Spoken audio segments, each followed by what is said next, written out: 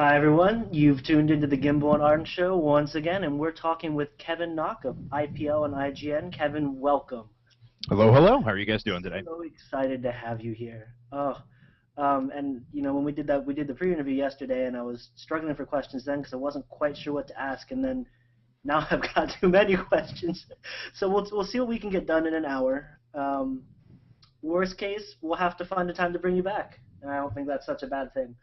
Um, Guys, if you have questions for Kevin that we'll get as many of them as we can. Go ahead and put them in chat, and I'll do my best to keep up with them. But anything you want to know, ask it, and if we get a chance, we'll throw it his way. Because we talked to him yesterday to see if there's anything we shouldn't ask, and he seemed like, I don't know how you're feeling today, Kevin, but yesterday you seemed like you could throw anything at you, from pie to cake to horses. You tell us what you liked, didn't like. Pie over cake and horses are all right, but yes, you are free to give me any question you would like. Well, there you go. Ask away, guys. We'll do our best to get them asked. But in the meantime, Kevin, can we just start off? Can you take us maybe back to yesteryears when you were just a toddler, and let us know, give us sort of the scope on where gaming first came into your life? Sure. Well, I remember my earliest days with gaming were over at my grandparents' house when they bought an NES for whenever we would come over. So played quite a lot of the top-down shooters like 1942 and things like that. Really enjoyed those. Also got into, of course, the Super Marios and platformers, things like that back in the day. I really started getting into games, though, a couple years later when I had my first Game Boy. I remember I poured hundreds of hours into Pokemon Blue version, and that's hopefully everyone's got me on the blue version. Red is for degenerates. And I remember really getting into the first thing that I ever truly coveted in my life was a Nintendo 64. I think I was 9 years old when it came out, so I remember going through the stores, and I would have all these sly pitches ready for my parents saying, well, the Nintendo 64 has the highest processing power of any video game system on the market. And then they look at me and like, you're not going to get a Nintendo 64, and I look indignant and say, oh, I wasn't asking for one. How dared you? No, I was just telling you how cool it was. And later on that Christmas, I remember getting the Nintendo 64, and you thought N64 Kid was awesome. I probably one-upped him at some point. So I really got into GoldenEye then. I really got into platformers. I really got into I started finding my love of offline RPGs as well. That's kind of growing up with 56K until I went to college. My competitive gaming experience was really relegated to the LAN centers and things like that. So I found a love of offline RPGs, specifically Western ones. The Elder Scrolls series, about my favorite of all time. Elder Scrolls 3 Morrowind still stands as my favorite game I've ever played. And in high school, got quite into Wolfenstein Enemy Territory, Battlefield to a degree, Counter-Strike a little bit, and what was the silly little tank game called? It was free to play, and it was kind of cel-shaded, and it was kind of like Worms, but it was a free version. Does anyone know what I'm talking about? No? Oh, dropping me on No. this one. No. Oh, well. I played that a lot, too, and I can't think of the name, so... And then played a lot of Brood War in the UMS scene specifically. I really got into the UMS scene and started making my own maps and things like that through high school. That was more fun to me as a young kid than laddering at that age, honestly. Well, so I want to ask you more about StarCraft, obviously, but I am sort of curious. You said Morrowind is one of your favorite games ever. What about it do you enjoy so much? Morrowind to me was kind of the ultimate expression of do whatever you want, whenever you want. I really got into the BioWare and Bethesda games, so I mean even before that, Baldur's Gate, Neverwinter Nights, and things like that as well. But Morrowind to me, I had a world without limits, is what it felt like. For example, if I'm rising through the Mages Guild or something like that, and they say, well, we want you to take a hit out on the Thieves Guild or something along those lines. And later versions of the game, or even different series altogether, you usually have one path that you had to go down, and that's how you would execute that task. In Morrowind, you could do a number of things. You could go to that part of the Thieves Guild, slaughter everyone, take everything that you were supposed to, come back. The Mages Guild will chastise you, but you could work your way back into their good graces. You could go through there and smooth talk your way into getting what you want. You could sneak through and steal things.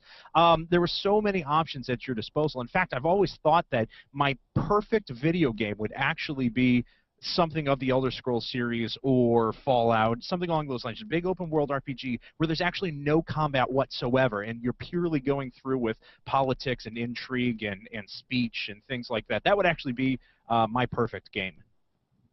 Has anything since Morrowind come close? Yeah, the only game that did was actually Dragon Age 1. I really, really got into Dragon Age 1 more than I thought I would, which is why Dragon Age 2 was such a huge disappointment to me. But the first one I poured an unbelievable amount of hours into. I mean, I took, because the whole idea was that you could take someone through their origin, and they came from all sorts of different backgrounds, poor or rich, royalty, or it doesn't matter. And I actually took every single type of character from their origin story and beat it to 100% completion. So. Yeah. You're not kidding, then. That's a lot of time. Yes. Oh, all right. So you went from, if I'm understanding the progression correctly, roughly, RPGs to you mentioned a bunch of FPSs, and somewhere Brood War was sort of slipped in there. A little bit, yeah. I mean, I like I said, what Brood War came out when I was, I don't know, 10 years old, 11 years old, something like that. So at that age, I was more interested in playing tower defense and things like that than I was in actually laddering. In fact, I recall this one game. I think the only time I tried to jump on ladder when I was a young kid when the game first came out, I was Protoss. I was on one base. It was a no rush 20 game, and I built about 85 cannons. And I was like, yes, I have the ultimate defense. It doesn't matter what army he has. I will smash it. And he showed up with carriers, and I cried. So I remembered not really wanting to play Brood War after that, but thankfully I found my way back into StarCraft. Yeah, I got really competitive at weird games, too. Geometry Wars Retro Evolved, I actually was like the 50th person in the world or something like that to survive to 1,000,000 points. I remember my first little taste of internet fame was actually on Dig. I'm sure all the Reddit, I'm a big Redditor now, so I'm sure all my Reddit friends are like, "Oh, Dig, what are you doing?" Well, there was this thing that came out for a while. People said, "Oh, if you get all 1,000 achievement points in Halo 3, you get a katana for your Spartan." And I was like, "No, it's Photoshop. There's no way." And I was actually player number 13 to get that katana in the world. And so, as I may or may not have had an illicit copy of the game before it came out, totally legally obtained. What am I talking about? And so I actually did have it on my profile, and I was like, "Oh yeah, just go to this link and check out my profile." And it was my first comment. They got like over 1,000 digs or something like that. It was pretty funny. So I got into Halo 3. I was top 100 in the world at Gears of War 2 for a while. And like I said, dual stick shooters like Geometry Wars. I have no idea why, but I got into those a lot. Well, so how does someone who's so competitive at FPSs find his way to StarCraft 2? Well, StarCraft 2 for me started as a... I thought I was going to get into it the same way I did Brood War when I was a kid, because I was still really involved in the map making. So I actually loved making maps and kind of exploring. I really love kind of the RPG types and things along those lines. I remember playing like Hydralisk Wars and stuff. Those were my favorite ones. And so I thought I was going to buy it because my friends and I were all talking about all the cool UMS maps we were going to make. Now, it's no secret. I don't make any bones about it that I wasn't part of the beta community largely. I mean, I followed it, obviously, because I was getting into it, but I didn't have an invite. I didn't actively pursue one at the time. But I bought the game at release with the intention of playing UMS games. About 2 weeks, I started playing the actual game in laddering, and started laddering pretty prolifically, about somewhere like 25, 30 hours a week, something like that. Powered my way to Diamond before the Masters patch, and naturally I was playing the game enough that it drove me to the websites that were related to StarCraft, so I was on r/StarCraft. I was on Team Liquid pretty early on, and those led me to streams led me to tournaments, and eventually that balance of me playing like 25 to 30 hours a week actually shifted to playing about 5 to 10 hours a week and watching probably 15 to 20 hours of streams a week. I just could not get enough content. I was voracious of the way I was absorbing it, and eventually I got to the point, because of radio background in college, things along those lines, that I actually decided to try my hand at casting. So how did you, once you decided you wanted to try your hand at casting, what was your first cast like, and how did you go about doing it? Well, I was pretty practical in my approach to starting casting. I began by just grabbing some replays and firing up a stream and broadcasting really to anyone who would watch, which for the most part was about 2 or 3 viewers a night. So I remember the first replay I ever got was Delta Quadrant. It was actually a series, but it was QXC, and I forgot who the other player is. I think it's on my YouTube channel, though, which is funny. And I was casting alongside my friend, Dan. who had the name Bee's Knees at the time. I had Cat's Pajamas, of course. And if people are wondering, the background of Cat's Pajamas was that my friend and I were competitive enough at Halo and things. We were taking these 48-hour Xbox Live accounts and just power leveling them up as high as we could, and then just kind of ditching them. We were taking very trollish names, and I remembered the first trollish name we took was I took Shadow Tiger, because there was this poor kid. I know I saw him online. His name was Shadow Tiger, and I feel bad for making fun of him, but I guarantee you, as a 13-year-old kid who's like, oh my God, this is the most intense name I've ever thought of in my entire life. So naturally, I had to take it from him to mock him. And eventually, we went from those to other troll names, and then we started taking like 1920s catchphrases. So obviously I took Cat's Pajamas, he took Bee's Knees, and Cat's Pajamas just kind of stuck. We ended up playing on that account for a while. So anyway, so I started broadcasting with him initially as we were just kind of getting our feet wet, and because of I had a little bit of public presence on radio and stuff like that, I wanted to really try the professional sports play-by-play approach. There were a lot of people at the time who were very knowledgeable about the game, but there were very few that were dedicated to casting with that sort of professional sports play-by-play mentality. I was a big sports fan in college as well. I hosted sports talk shows, things like that. So I tried my hand at it. I was broadcasting to 2 or 3 people a night. Eventually, I went from that replay content to hosting my own King of the Hills. And I would run King of the Hills on my stream, oh God, 6 to 12 hours a day, something like that. Eventually, my viewers went from 2 and 3 to 5 to 10 to 50 to 100, and then I started attracting players like Destiny would jump on the stream quite often and stuff like that and pass off like 500 to 1,000 viewers to me. And after about 2 or 3 months, I started casting smaller tournaments. I was casting some daily tournaments, and those daily tournaments kind of turned into bigger tournaments. So around the turn of the year from 2010 to 2011, I decided, I was making about minimum wage streaming, something like that. Not a ton of money, but at 500 viewers a night, I could sustain myself where I was at the time. I was streaming about 30 hours a week, uploading 20 videos a week on my YouTube channel and editing them. I was the all-in-one editor, doing everything for my social media as well, and I was a full-time graduate student and worked about 20 hours a week as a graduate assistant. And I was married. And I was living in my mom's basement. And so, from there, I thought I wanted to make a real go at it. And so I caught a big break at the beginning of the year. The fine folks at SE Reddit, now well played, asked me to host the SE Reddit Opens after their big invitational, which at the time was the biggest StarCraft II tournament that had been run. And so that was a big break for me because I was casting to 1,500 to about 3,000 people every time they went live, which was really cool. Eventually, I decided to kind of pay my way to Dallas because I was kind of neglecting my studies at that time and really wanted to make a go at trying to be involved in the StarCraft community. So I paid my way to MLG Dallas back in 2011. And was introduced to David Ting, general manager here at IGN Esports. Well, and I talked to him a couple of times, and I had a press pass at the event, and I ended up sitting in the front row next to him during a match between Idra and Kiwikaki. And fortunately for me, but unfortunately for the MLG audience, the commentary was actually completely turned off because this was pre-isolation booths, and so the players could actually hear the commentary that was going on. So, so there was just game sounds. And I ended up talking to David, essentially answering his questions for a period of time and then kind of personally commentating the matches. A few days later, he gave me a spot. He said, I'm going to leverage your talent. Would like you to cast some matches, for IPL2 for me. This was at the time right before IPL1 had come out, their $5,000 tournament, and they had already announced to the community that they were going to follow it up with a $50,000 tournament. So I was like, oh, wow, okay, this is a big break for me. I appreciate it. Fast forward a few days later, and I come to find out that a couple of casters had neglected in turning in a few of their casts on time to be able to be broadcast. So they came to me kind of in a panic and said, we really need you to get some casts up for us. Could you please turn these around in a few days, whatever you can do? And I ended up uploading them in 4 hours. And 2 days later, I think it was, Dave gave me a full-time job in San Francisco.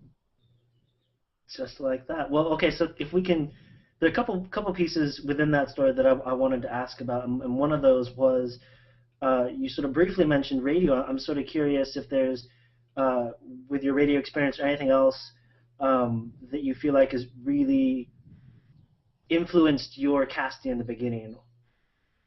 My biggest influences were mostly from, like I said, kind of pro sports. I grew up, I'm from St. Louis, Missouri originally, so I grew up a very big St. Louis Cardinals fan. Still am. It's still the one sports team that is untouchable to me. The other ones I can take or leave. I've never been much of a hockey fan, but so the Blues aren't all that important. And the Rams moved into St. Louis while I was, when I was 10 or 11 years old, something like that. So they don't have as much relevance to me. So I grew up listening to Jack Buck every night, Mike Shannon, and just listening to these guys and having the game on at all times. And I really, really grew to respect what they did. Oh, eventually, as I kind of grew in sports, I started finding the Marv Alberts of the world, the Vin Scully's of the world, the John Miller. John Miller's really the living broadcaster that I kind of aspired to be. And these were all sports guys. And for a long time, that's kind of what I wanted to do. I found myself very interested in performance arts. I was doing theater when I was younger and things like that. So flash forward to radio in college, I was hosting shows for music of all genres, from classical to death metal to hip hop. I was hosting variety talk shows, and I was hosting sports talk shows as well. And so that's kind of where my background came from. And so my influences from StarCraft 2 broadcasting are less, and this is no disrespect to the broadcasters that are out there, but this is how I wanted to differentiate myself, was to model myself after pro sports commentators rather than the current crop of StarCraft 2 commentators. Well, you just listed off a slew of radio shows. You also mentioned earlier you were a graduate student when you started casting. How did you find the time? Did you ever get burnt out along the way? I didn't really have time, per se. I didn't do a lot of activities outside of those. I mean, I hung out with friends when I could and things like that. But, I mean, honestly, between work and StarCraft 2 and school, I was putting in about 75, 80, 100 hours a week, depending on what the week was. And for me, StarCraft 2 never became boring. I love the game too much. And every night, every single night, I wanted to go back and I wanted to broadcast another 6 hours. And then I knew when I was done, I'd have to edit another 4 hours of video and let it encode at night. Then I knew when I woke up before I went to school and work the next day that I'd have to sit there and keep them uploading and make sure that they're all ready to rock. And it never got boring for me. It never once did. And I think that's what's so fortunate about it, is that I found truly what I love to do and what I want to continue to do for the rest of my life. If I can ask one more thing before I ask some stuff about IGN, and then after that go into more detail in your casting. I think you've mentioned this before, but just to get the answer again, you used to go, as you said, by the name Cat's Pajamas. You've since decided to go by Kevin Knocke. What was the decision or the reasoning behind that decision to switch? Well, I kind of explained where Cat's Pajamas came from before. It was troll accounts on Xbox Live, and so Cat's Pajamas never really had any long-lasting. How do I want to say this? Attachment for me, I guess that's the right word. It's not the alias that I used my entire life or whatever. In fact, I bounced between them. I never really found one that suited me. And I've always enjoyed the way that the Koreans have approached the game and respecting who the players are and things like that, and actually calling them by their real names. I've always thought that that was kind of the right approach. Now, of course, people are free to disagree with me, and I realize that there's great arguments on both sides of the fence, but I really did believe that in my specific circumstance that it was important to me to kind of establish my own personality independent of an alias. I wanted my work to stand on my own. I didn't want to hide behind anything. And I'm just sort of curious, from fans, how's the reception been? I mean, has everyone been supportive of the change? Well, I didn't know. I kind of half expected when I initially did it that I'd lose like 500 followers on Twitter and there'd be an uproar on Reddit or something like that. I actually ended up getting like 200 followers that day or something stupid. And then Reddit made a big post where they're like, "Oh yeah, kind of works in his circumstance. I kind of understand where he's coming from." And I don't mean to stir up controversy or suggest that everyone should be doing this. I just believe that for my circumstance, it ended up working out really well for me. Just to remind everyone, if you've got questions, I know we've already got a couple that I'm going to ask a little bit later. If you do have questions, go ahead, put them in chat. We'll do our best to get to them, as serious or as not serious as you want. I know we've got some questions in chat about casting, and I want to sort of get to that in the second half. But since we ended at IGN, I kind of wanted to move into that for a little bit. And one of the things I was really curious about is I think a lot of people, myself included, know you best through your casting with IPL, but that's not all you do by any means. So can you tell us some of the other responsibilities, other things you do at IGN? Sure. I at IGN, broadcasting is a very small portion of what I do. I am also the marketing manager for IPL and IGN Esports, and I am the talent manager as well. So all the other casters here are my minions. And I really, really have found a love with marketing and the business side of things as well. I've kind of always seen myself as sort of the Mr. Che for IPL, and that's kind of what I want to do. You know, being heavily involved in the business side of things, always being a commentator, of course, and having that public presence, but always wanting to be involved in the business side of things as well. So I mean, day to day is anything from me contacting clients and trying to land sponsorships to, you know, they have certain asks and I try and fulfill them through our social media, to analyzing the way that we present our content and what's the best way to continue to drive the numbers up. We've been very happy with a lot of the stuff we've been doing for League of Legends lately, and some of the promotions that we've been doing have driven some incredible engagement numbers for us. So that's a lot of the stuff that I kind of do on a day-to-day basis. So anything that's related to marketing or anything like that is kind of under my umbrella. Same thing with talent, any talent scouting, you know, potential new talent that comes into the organization in a broadcast capacity, I'm in charge of. And yeah, so I mean, so that's pretty much it without getting into like too nitty-gritty details that most esports fans won't really care about. But suffice to say that broadcasting is probably about 15 to 20% of what I do here at IGN. Wow, that little. Huh. Mm-hmm. Well, so you know, again, not necessarily getting into all the nitty gritty details, but has your work as a talent manager and a marketing manager, has that changed the way you, I don't know, you approach casting or the way you look at StarCraft or esports and competitive gaming in general at all? Not as much the way I cast, but definitely the way that I look at the scene. I mean, a lot of problems in the scene, things that could be fixed, certainly become much more apparent to me when I'm tasked with understanding how other sports organizations have risen and fallen through the ages, and even competitive gaming organizations, and what we do to set ourselves apart and things along those lines. So it definitely gives me a different perspective into the business side of the scene, but as far as commentating goes, not too much. Um, we got a couple questions here. One of them submitted earlier from actually one of the writers at DE Sports, Chris Rainey, who wanted to know, sort of, as a talent manager, how does that process work? Do you actively, you know, watch streams and sort of look for people who are up and coming, or do you get applications, or? Well, I mean, we don't. I mean, we do very organized periods of seeking out new talent. We just had a big casting contest for both League of Legends and StarCraft 2, and so I mean, I had to evaluate all of the ones that we had. I think we had 150 applications, so I watched every one of those applications. Went directly to me. So I looked at all those as well. But most of what I do, as far as a talent manager perspective on a day-to-day basis, is maintaining and improving our current crop of casters. So watching our League of Legends streams and understanding what they're doing right and wrong, how they can improve. Same thing with reevaluating our StarCraft casts and figuring out what we're doing right and wrong. So I mean, that's largely it. I mean, we don't actively seek out new talent unless we have a specified need for one, but then we make it pretty public that we're looking for people. Hmm. Interesting. Okay, so, well, actually, sort of going off of that, how much time would you say you spend on a day-to-day basis watching, you know, League streams, watching StarCraft streams? Most of what I watch is, or not most, I should say a lot of what I watch is our own content now, just you know, double checking and quality assurance and making sure that everyone's up to par and things like that. But usually, if I'm working at my desk, I usually have a League of Legends or StarCraft 2 stream open next to me. I'm kind of watching in the background, sort of a thing. So, I mean, I have my favorite players as well. So anytime they're streaming, I tend to keep them on.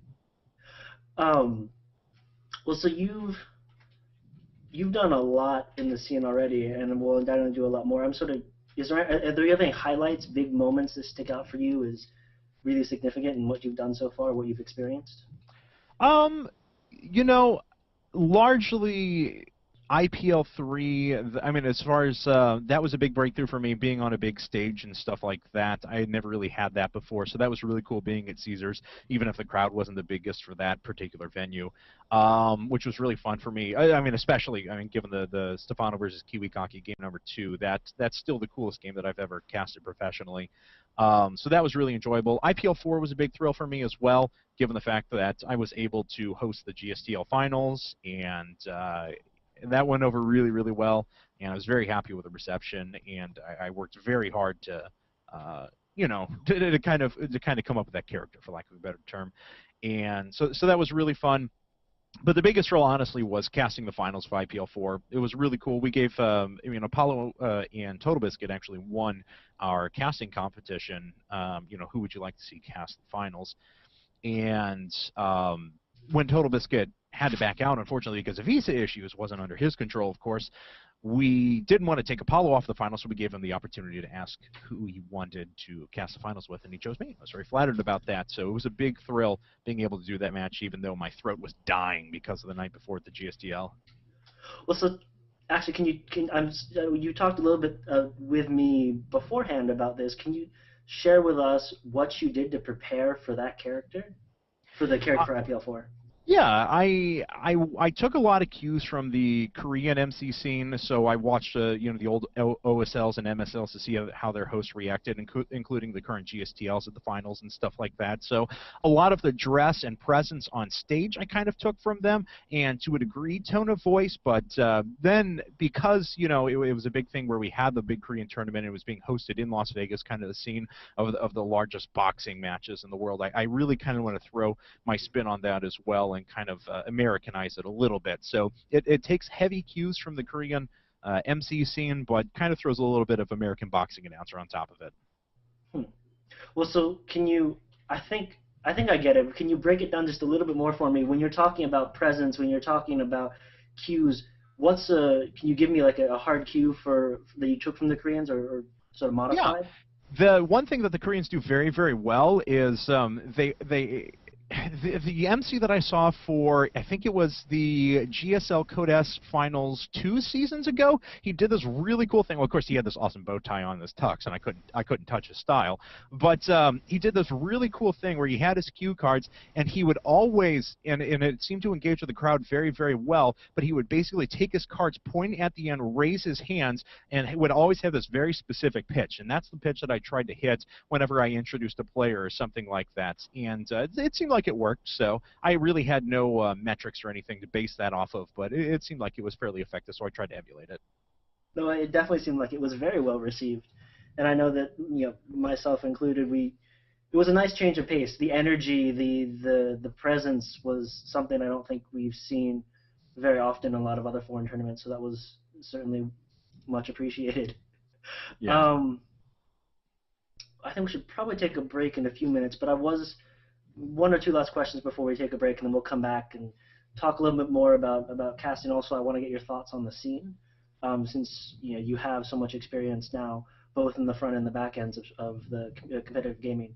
But sort of wrapping up casting, looking back to your very first cast with QXE, what's changed? Is there anything that for you is really significantly changed about the way you cast? Well, I have a much more well-developed knowledge of the scene now. I mean, obviously, I'm not an analysis caster, but I feel that my job as a play-by-play commentator is, at any point, I absolutely have to know the name of every spell in the game, every upgrade in the game, every player in the game, what their recent results are, what their map history is, how they prepare. Those are the sorts of things that I believe that I have to know. And, when I was first casting, I'd be like, oh, wow, QXE is really aggressive. And that's about all I know about him at the time, because kind of how I'd watched him. But now I can talk about, his recent results, even how college has interfered with his training, what he's doing now post-college, what his approach to the game has been. I have a lot better ability to talk about those sorts of things. So my approach to the game hasn't necessarily differed, but the amount of information that I'm able to kind of spout out during each cast has definitely gone way, way up. We do have one question I want to ask. One question from chat I want to ask, and I had another question as a follow-up, but it completely slipped my mind. So hopefully it'll come back to me. The question from chat though is Huey wants to know how much you play StarCraft on a a day-to-day or week-to-week basis, and whether playing StarCraft or your ability to play StarCraft affects your level as a caster. It does to a degree, and I certainly think that it helps. And I'm looking at his question in chat now, just so he knows I'm diamond, not platinum. But anyway, I definitely play more than I used to. Recently, I'll be perfectly honest, I've been playing a lot of League of Legends the past couple of weeks because it's good career building for me because of how heavily involved we are in that scene as well, and because my role is not dedicated StarCraft 2 now, but starting to branch out. It's not that I'm intending to cast it, it's that it's very good for me to have a working knowledge of the scene, considering everything I do in the game in our relationship with Riot at the moment. But, you know, I mean, I took a concerted effort to try and get myself back into Diamonds and powered myself up to, like, top of my division or something like that about less than a month ago. So I'm certainly playing quite a bit more, and I do think that it helps your knowledge of the game, but see, here's the problem with me in terms of the way the community kind of reacts to a lot of play-by-play casters, is that game knowledge is not necessarily, in terms of like being able to get to the player's head, is not necessarily the most important thing as a commentator, in direct contrast to what a lot of people believe. The play-by-play commentators in professional sports are very good at taking advanced concepts because they've worked in the scene for so long and breaking them down to a fundamental level that is very accessible for the general viewer. We are at a unique stage in esports where hardcore viewers make up about 90% of the audience. If you look at MLB, NFL, NHL, the Premiership, anything like that, the vast majority of the fans are very casual fans. It's completely flipped on its head. Hardcore fans make up a handful. We're talking 1 to 2% of the actual audience, whereas the general audience, the people that are going to go do a game, they're going to buy a couple of beers because they want to see the big game, tailgate, and buy a T-shirt from their favorite team, that makes up the majority of the audience. We're slowly switching over to that point. So right now, the 90% of the hardcore fans are just like that 1 to 2% of hardcore fans in conventional sports that want to see nothing but pro players sitting down and analyzing the games at a very high level. There's a direct correlation between those two audiences. But the general fans, they want the information presented very accessibly to them, and that's what I try to do. I'm trying to think forward to the future, and to say that I don't, I'm saying that I prepare very hard with that goal in mind. So I dedicate my efforts not in becoming a professional player, not in playing at the top 1 or 2%, but being able to be an encyclopedia of the game and present very high-level information at an accessible entry level.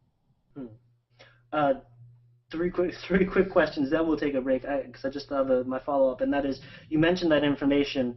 Do you have that information? Do you get help compiling all the information, the stats, and the or is that something that you personally go find and seek out? It's stuff that I personally go find and seek out because I think it's something that's very relevant. I mean, when we talk about making for example, I mean, how is this information relevant to IPL? Okay, well, when we're deciding to make new programming, what do we make our programming for? Currently, 90% of our fans, give or take, are very hardcore fans, people that play the game on a regular basis, people that are actively involved in the game. So do we cater our programming to 90% of the fans, or do we cater our programming to the 10% and growing portion of our fans that are more casual based, want to learn how to watch the game, want to have more accessible information, things along those lines? Then it is a very difficult question, because if we put out some sort of a learn to play series or something like that, we may have 1/10 of the viewership of a conventional program that we actually put out. But yet, those people that we're reaching are more likely to go out and spread this information to people who haven't seen the game before, thus kind of snowballing it into a better effect. So you have to strike that balance, and that's why those statistics are actually very critical to us. Okay, interesting. And I definitely want to, that sort of wonderfully ties into the next part. But I do know we have a couple people in the chat who are casters who, you know, as someone who's yourself who's enjoying a lot of success now, they'd like to get your thoughts on how a caster who isn't well known can get his name out there, can get get their content and get more well known. It's very difficult right now, especially in StarCraft 2, because the YouTube market in StarCraft 2 totally oversaturated right now, and even live streaming to a degree. It's very difficult to try and break in at the moment. Even when I was getting involved, excuse me, and this was back in October of 2010 when I first started posting up videos onto my YouTube channel. was impossible to try and get noticed, and it's only really gotten worse from there. And I'm not trying to sound too big of a downer, but you've got to find a different way to differentiate yourself, and a lot of people are doing that through live streaming right now. There are great organizations like Playhim, which operates tournaments on a daily basis, which gives a lot of visibility to up and coming casters. But the real important thing is to become very, very consistent with the content you produce. Like I said, I was casting like 30 hours a week or something along those lines, on top of all the other responsibilities I have managing my channels and going to school and such. So I had a huge amount of dedication, and my viewers could rely upon me every single night, could come back for high-level content, and knew that they were going to get good interaction with the broadcaster. So that's kind of my biggest piece of advice to people, is to be very, very consistent, is to make sure that you're always producing high-level content on an incredibly regular basis. Hmm. I know we need to go to a break, but I just realized I forgot to ask. You mentioned college. What was your degree, and what did you have a plan for that degree before StarCraft happened? So my undergraduate degree was actually in military history. I have an emphasis in the European theater in World War II. And that was actually my love at the time, and my plan was to go through a PhD and become a professor, because I still did enjoy the research and the public speaking portions of it. Fast forward a little while, and I became a little bit disenfranchised with the educational process. I took a year off after my undergraduate degree before I started back up with my graduate degree, and I kind of bounced around between some kind of weird jobs, including one where I worked for Enterprise Rent-A-Car, and I was I did a couple of things. Initially, I was on the phones for citations, which was horrible. It's the most horrific job I've ever worked in my entire life. Essentially, what I did was, if you got a ticket in a rental car and you didn't pay it, like, not that you would intentionally not pay it, but sometimes, organizations are assessing tickets electronically, whether you go through a toll booth or whatever. Now, they would send that ticket to the owner of the vehicle, which was us. Then we would go through, we'd match up who was in the vehicle at that time. We'd send you a fun note that was like, hey, you got a ticket in here. Here's an additional fine on top of it. If you have a problem with that, call this number. And of course, everyone had a problem with it, and they called me. So I got to deal with angry customers day in and day out. Well, a few months of that, and I ended up going over and I ran the Twitter account for Enterprise Rent-A-Car, just totally random. And then it was essentially the same thing. It was just customer service, but through the medium of Twitter rather than anything else. But eventually I wanted to go back to college to kind of explore how marketing departments, new and old, were utilizing social media, where they were going with it. And so I went back for a research communications master's, and was about halfway through that when I left to go to IGN, specifically researching. I would be the guy who sets up the study that's like, okay, well, we're gonna do a test study here and see. We'll give some of these people X product, we'll give some of these people Y product, we'll see what they prefer, and actually run the statistics on it and stuff like that. And I kind of want to tie that into social media, which is kind of weird because that's essentially what I'm doing now for IPL on the marketing side. Uh, do you see yourself ever finishing a degree, or are you? I mean, now that it sounds like you're doing something sort of similar now. Is there a need to finish the degree? I may finish my degree. I kind of like school to a degree, so I'm sure I'll probably be taking classes at some point. But I've also seen that now I have practical experience in the field, and that counts for quite a bit more. So. Not to say that the degree is unimportant in any way, shape, or form, but I already kind of have my foot in the door. I don't need to use the degree to leverage my foot in the door, kind of a thing. Right. Well, all right, guys, we're going to take a quick break, probably about 2 to 3 minutes, and when we come back, we're going to talk to Kevin get his thoughts on the scene, and then also get to know Kevin's likes and dislikes about non-StarCraft, non-gaming related things. So we'll see you in a couple minutes.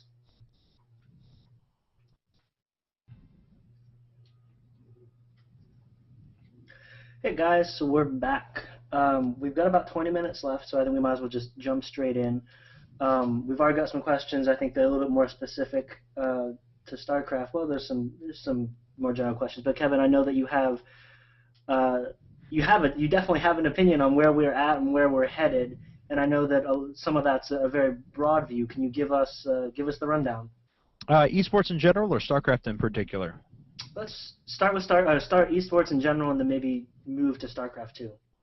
Esports in general is heading in a pretty positive direction. I mean, numbers keep increasing. I mean, of course, all of us are crossing our fingers that again we're not in a bubble, as we saw, earlier on in the decade, actually twice earlier on, about 10 years ago and about 5 years ago. So, I mean, we're certainly very positive at this stage of the game. There's a lot more technological advancements to support the growth of esports. Specifically, that I don't think esports is a great um, fits onto the medium of television very well due to the nature of the game. For example, soccer is kind of unique in the fact that you'll have a half and then you'll have a big break and halftime and then you'll have another half. It's very awesome. It's cool. You can watch extended lengths of time, but it's built up such a reputation that it's allowed to have that. There's no other sport that I can think of that doesn't have kind of a glut of commercial interruptions and things along those lines. So it would be very difficult to try and get StarCraft or esports or League of Legends in particular is one that I kind of think of as where games can go anywhere from 20 minutes to over an hour, and have it in a format that the TV medium and accepted channels out there would take it.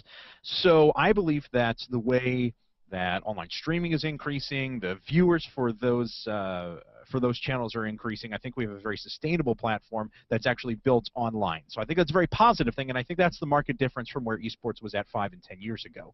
So esports in general, I think, is heading for a very positive direction. Sponsor numbers are continuing to grow. We're starting to see advertising numbers continuing to shift from conventional media over to online media. So very good, positive, awesome. StarCraft in particular, I think, is kind of at an impasse right now, and it's not because of the game itself or because anything Blizzard's doing. I think it's largely that a lot of people thought they were going to make it rich on StarCraft 2, essentially. A lot of people went through and said, yes, StarCraft is the game that I'm going to build my league success on. And in some circumstances, it's worked very well. I mean, it happened for us. It was awesome because we were able to, at the IPL, we were able to kind of, make our start off as StarCraft 2. We're starting to introduce LoL content as well. But there's a lot of organizations that are out there that are kind of oversaturating the market right now, and I think everyone's starting to kind of feel the effects. So, and there's not really a lot of variety in the content that's seen or proposed right now, and we ourselves are guilty of that to a large degree. So, I think there's going to have to start to be some differentiators because I think that StarCraft 2 growth is a little bit stagnant right now in terms of overall viewership. So, I think something is going to need to essentially kind of kick it in its ass. Do you have an idea of what that something could be? There's a couple of ideas I have.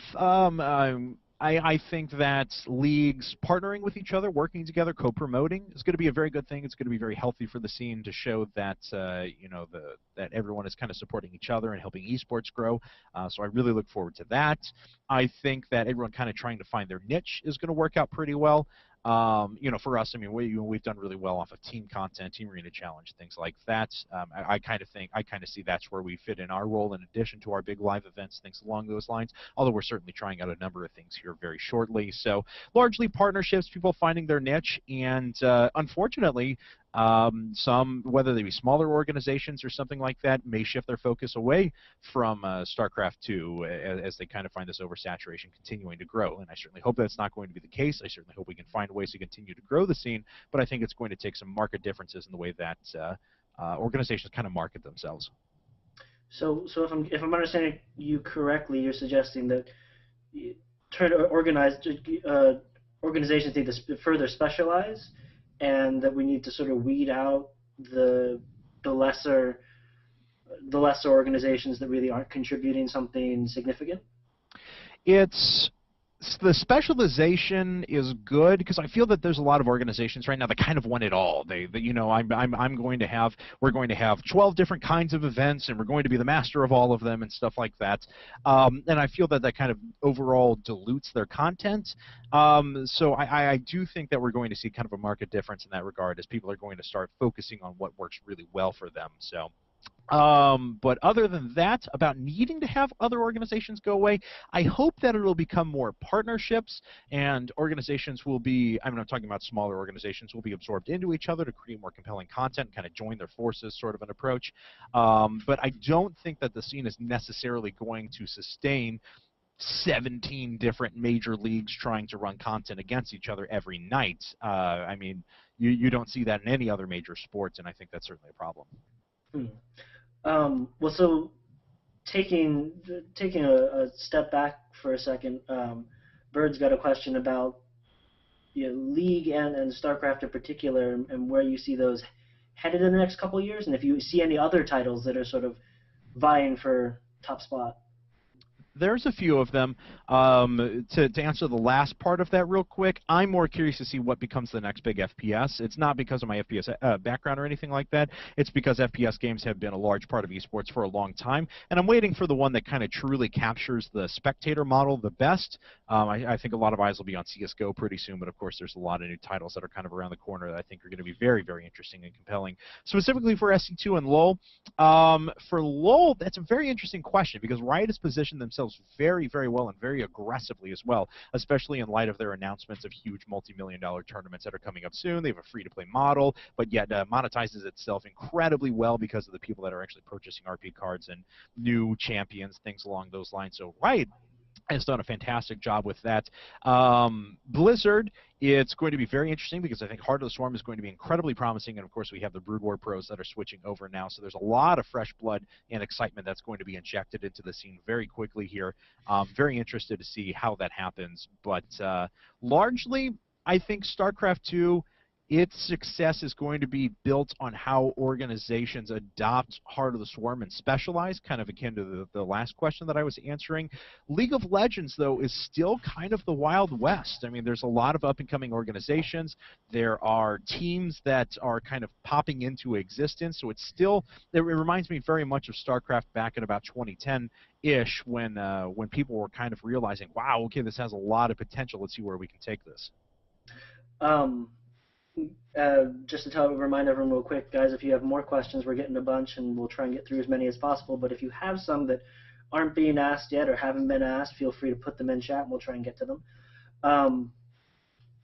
Shooting back to casters real quick, SC2 England wants to know what the best way you think what you think the best way casters can get feedback from the community, given that when you're not sort of well known or a big name, places like Reddit can be sort of difficult to get a lot of people looking at your content when your post quickly just drops down, or TL, that apparently you can't post something, you can't make a caster post. Yeah, the best way to get noticed is to continue to produce work, because the more you produce, the more eyeballs get actually placed on your stuff. I've always found that despite the fact that chat and streams can be very hive-minded and things like that at times, if you have a small focused audience that you come back to every night, you can start trusting people in live streams to give you the hard feedback that you need to improve.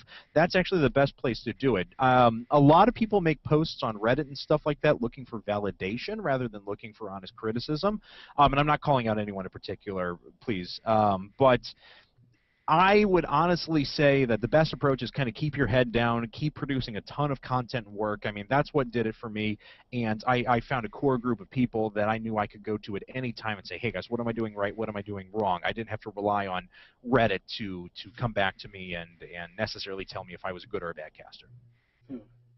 Last question here from chat, and then I want to turn to ask just a few last things about you, the individual, not necessarily the caster or the manager of an IGN. But just one last question from Bird, being your thoughts on if pros in SC2 will start turning more to coaching, as we saw in Brood War towards the end. Well, not ended yet, but... It's possible. It's certainly possible. I think that we will start seeing players like that switch over. I think it's nice that there's a little bit lower of a mechanical ceiling for StarCraft 2 than there was for Brood War, so that the longevity of players will kind of increase over time, and we still see Nesty competing at the highest level at an age that would have been unheard of in Brood War and things like that. So, I think that's very positive. Yeah, I think we'll start to see quite a few coaches that are going to be switching over to that role, though.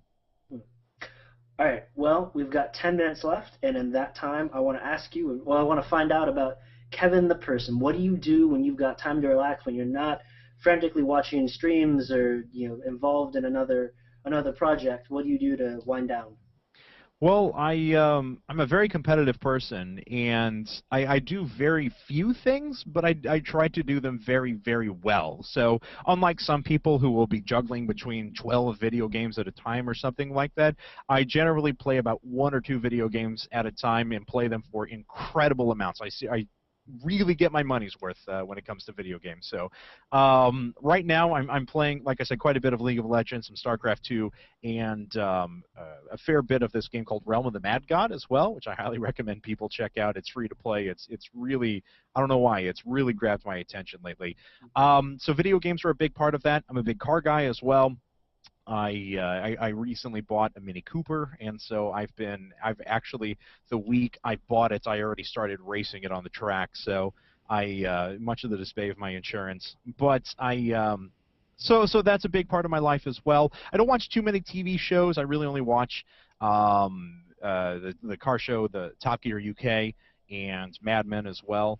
But so let's see. Other than that, try to spend as much time with my wife as possible because we both work weird schedules and we only get a couple days a week where we really get to see each other, which is a little unfortunate, but hopefully that'll kind of solve itself in the future. But yeah, that's pretty much it. I have been doing the process of losing weight and going to the gym like 6 days a week, but I still enjoy quite fine food. So that's another big thing too, is I'm kind of a foodie. Good, because I want to ask questions about food. It's good that there's a fellow person who loves food. But before that, there's a question from Chad. And if money were no issue, what car would you buy? Oh boy. Oh boy. If money were no issue, I think I would buy a pristine E30 BMW M3. I think that's I would buy a complete no rust, low miles, 100% perfect example. I always lusted after when I was a kid a '67 Corvette with a 427 triple black.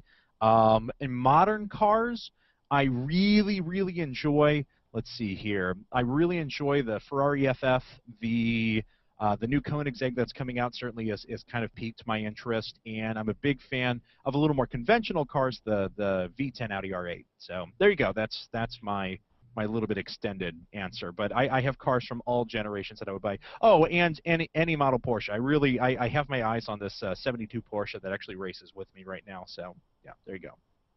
So if money were no issue, it sounds like it wouldn't be just one car; it'd be several. And apparently SC2 England just tweeted at me, I have amazing taste in cars. So thank you. There you go. All right, food. Give us what is your favorite food, or even just recently? Oh boy, I've this is a tough question because there's basically nothing that I don't like. And that includes like I was even that kid who would eat the disgusting vegetables that no one else liked when we were Oh, kids as well. Yeah, I was that kid who would still eat Brussels sprouts. So I really am enamored with high end pizza right now. There's this place called Tony's Napolitana in San Francisco. It's the only guy to win the pizza championships outside of Italy, and oh my God, his food is amazing. I'm really up on any sort of curry right now. I'm getting very much into good Indian food and Thai food. What is my absolute favorite thing at the moment, though? I don't know, man. That's really tough. It juggles between a lot of things. So, I'll land on some sort of curry. We'll go with that. fair enough. Well, what about music tastes when you get a chance to listen to music? I was actually brought up to play classical piano, so I played competitively when I was a kid. I take a lot of pride in that. I competed. I think I was one of like two Americans who participated in the Missouri Southern International Piano Competition, and I did pretty well at the in the virtuoso division at the Mid American Music Association Festival. So that's actually how I got through high school, was teaching piano. So it was, which was great because I could charge $10 a lesson, which was a half hour. So I made $20 an hour when I was in high school, and I only worked for 5 hours a week, but I still made as much money as all my friends who were working 15 to 20 hours a week, fast food jobs and stuff like that, which was kind of fun. But no, I very much appreciate almost all varieties of music. I especially like at the moment some varieties of black metal. Progressive metal. I really enjoy classical music, hip hop, some of the harder techno music that's out there, and folk music. The only things really I don't listen to are like the top 40 kind of popish stuff. I really don't care for a lot of that, and I don't particularly care for a lot of like American country western. Not to say all of it, because I definitely like folk music, so I like a lot of it that's attached to that, and I even like bluegrass stuff, the true roots of American folk music. But those are pretty much the only things I don't like, really. Well, this sounds like this follow-up question maybe as hard as the food question, but can you give us a couple artists or a list of artists that you enjoy right now? Okay, listening to right now. I'm listening to a few different things. I'm listening to Armin van Buuren. I'm listening to this English house group called Two Bears, which is amazing. I highly recommend their album Be Strong. I'm listening to this album. It's Yo-Yo Ma plays Ennio Morricone, which is the guy who did the spaghetti western soundtracks and stuff like that. Like Good, Bad, the Ugly, things along those lines. Best soundtrack composer of all time, by the way. I'll even put him above John Williams. And I'm listening to what else am I listening to right now? I believe it's pronounced Drudke. Drudka. I'm not really sure. It's a Ukrainian, almost like a progressive post-metal band. Their songs are on an average like 13 minutes long a piece, and there's only 3 or 4 songs per album. I'm really enamored with their stuff right now. How do you spell the last one? It's Drudkh.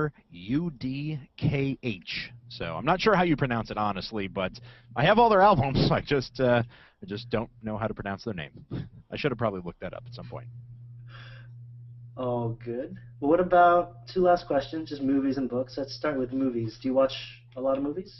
I watch a pretty enormous amount of movies, actually. I really really enjoy pretty much any genre if it's done right. My favorite movies of all time. I think the best character piece ever done was George C. Scott as Patton.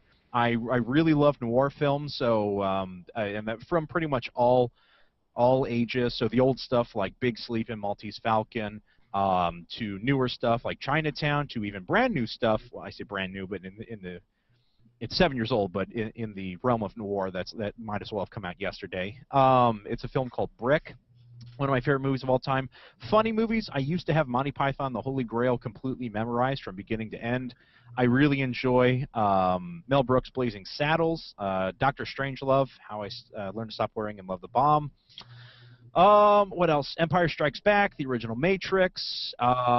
Yeah, basically all films. I don't know. I really my favorite. Okay, I'll do this. My favorite film from last year was Drive. Was Refn's Drive. So there you go. There we go.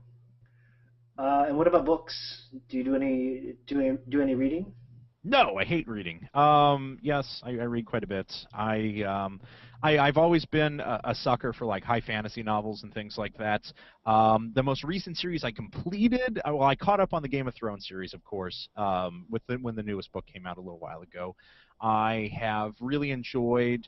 I'm reading Way of Shadows right now. I really enjoyed growing up the Hitchhiker's Guide to the Galaxy series. So those were a lot of the books that I read. I actually really enjoyed growing up as well. They're really cheesy, but I love them. They were called alternate histories. It was basically like, oh, what if in the middle of World War II, aliens attacked? And so how would the world, bond together, or would they, or would there still be fighting amongst each other while we're trying to rally against aliens?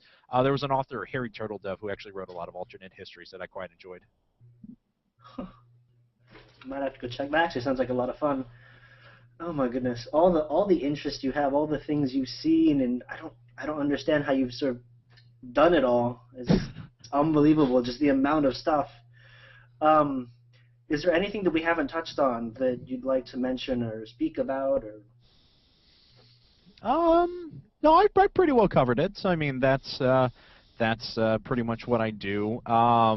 I don't know. I need to get back into bowling. That's the only thing I haven't mentioned. I used to be a 200 average bowler, and now I've really slipped out of it. So, but anyway, so if anyone is in San Francisco and wants to form a bowling team, just give me a shout. Twitter.com/Kevin Knocke.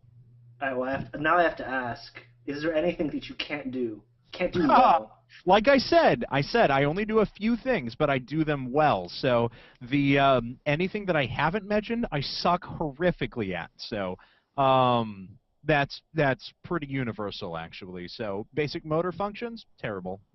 See, but you say that, and yet we've just spent an hour listing off things that you do really, really well. So Some of those used to. I'm trying to pick them back up again. fair enough. Shout outs. Any shout outs you'd like to do? I would love to give a shout out to all my coworkers here at the IPL. Amazing bunch of people, and I absolutely, hope everyone's going to tune into our content that's coming out soon. We've got some pretty big stuff. Our little content's really blowing up at the moment, and of course we've got Team Arena Challenge 2 actually starts. Or I'm sorry, Team Arena Challenge 3. I cast Team Arena Challenge 2 for so long. Hard not to say that anymore. But number 3 actually starts tomorrow, so really looking forward to that. My beautiful wife, Catherine, at home, who supported me through all this weird, crazy, wacky esports commentating that I did out of my mom's basement while we were living together. But yeah, that's pretty much it. So thanks very much to you guys as well. Appreciate being on the show and giving me the time. Thank you so much. It's been an absolute pleasure. All right, guys, I guess we're going to wrap it up. It's been about an hour. Just to let everyone know, underneath, you should see it right underneath Kevin that you can go and follow him if you already haven't on Twitter. And obviously catch all his content on IPL. Next week, we'll be talking with JoJo StarCraft, or JoJo SC2, who does StarCraft 2 news. He has several shows that are absolutely fantastic. Shows that are quite similar to ours, but they have their own very distinct flavor and take on them. And so we want to sort of pick his brain for how he does it. And so we'll be talking with him. But that show will actually be happening an hour and a half later than normal. We'll remind you guys closer to. But instead of 5 p.m. next week, we'll be starting at 6:30 p.m. Eastern Standard Time, because our show actually conflicts with JoJo. So we've got to push it back so he can finish his show, and then we'll just pull him on and start asking him about what he does. So that's next week, and that wraps it up for this week.